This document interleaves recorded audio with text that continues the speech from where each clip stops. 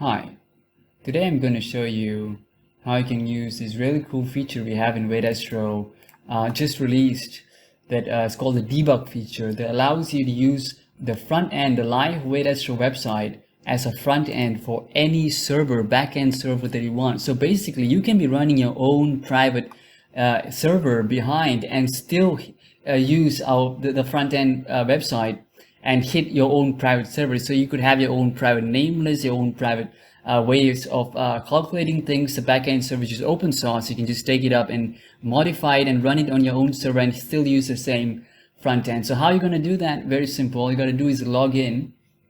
Once you're logged in, you'll have this option to go to account info. So go ahead and click account info and you'll pop in here. Once you're in here, as you can see, normally it's disabled. By default, you'll have a debug option here that was not here before. This is a new feature right there. So you have this debug option. Usually this on default is disabled. So I'm going to enable it right now, and I'm going to click save. Now I've already enabled it before, obviously, so I've already done that. So I'm going to go straight in and I'm going to show you how it's going to work. So of course, don't forget, once you're in here and you press save, refresh the page and go back to the home page and we'll start from there. So right now I'm on the home page of the main live website, and let's say if I go to match checker or live predictor or match list, I'll be hitting the main API server. No, that's not going to happen right now. So let me start my own local server that I will hit using this API.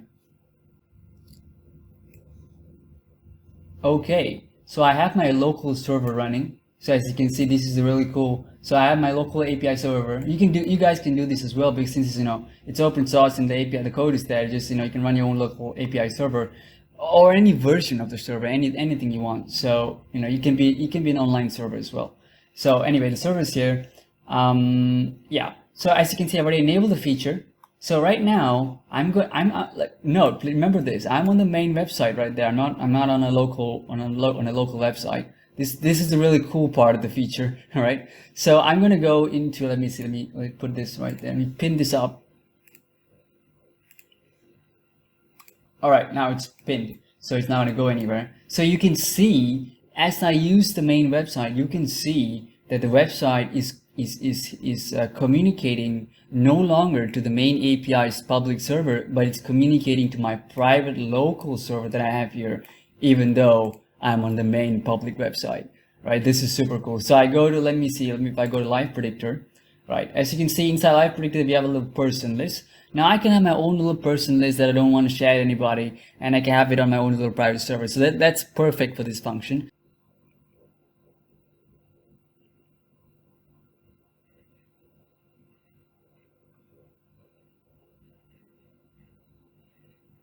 Yeah. So you can see that the calls that I'm making. So you can see the calls.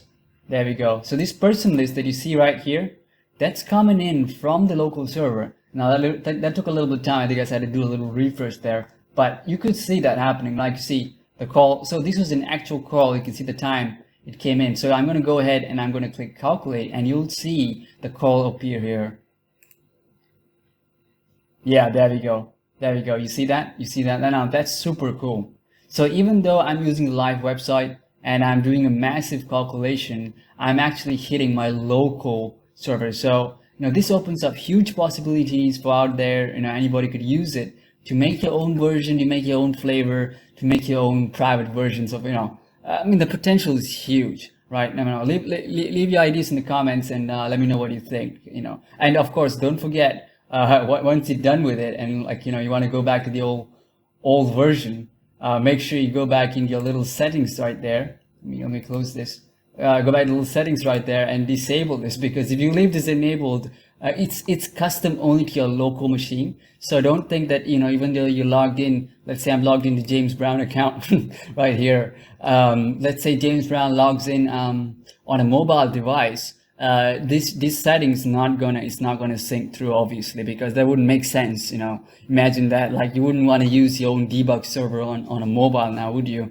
So this is specific to the local, and it's a super beta feature. Okay, so there's a lot of things that we haven't decided yet. In the future, we will have an option whereby there'll be a box here that will enable you to type in your own custom server address and things like that. And I know that, and there's also a possibility that we would make this feature syncable.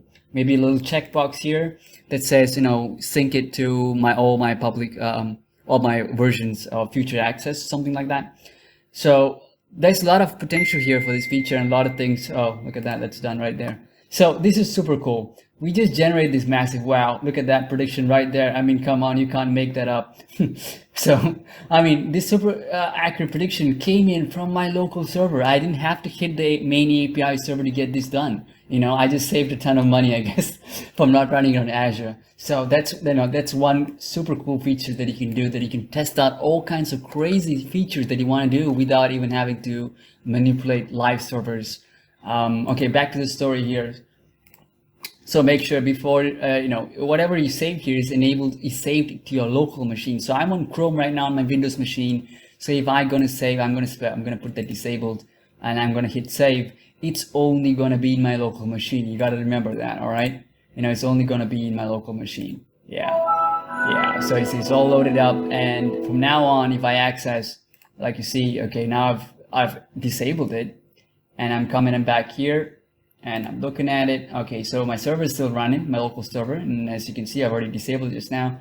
So I'm going to go to Live Predictor. And I'm going to do the same little thing. But this time, watch, nothing's going to happen. There we go. You see that? You see that? So it's loading. It's doing its work. So now, look at that. I mean, I'm on the same API server. Look at that. I'm on the same public website, the same client. And now, just with a click of a button, I'm hitting the public server again. So basically this opens up huge potential to what you can do with it. And I'd like to hear feedback on it. And thanks for watching.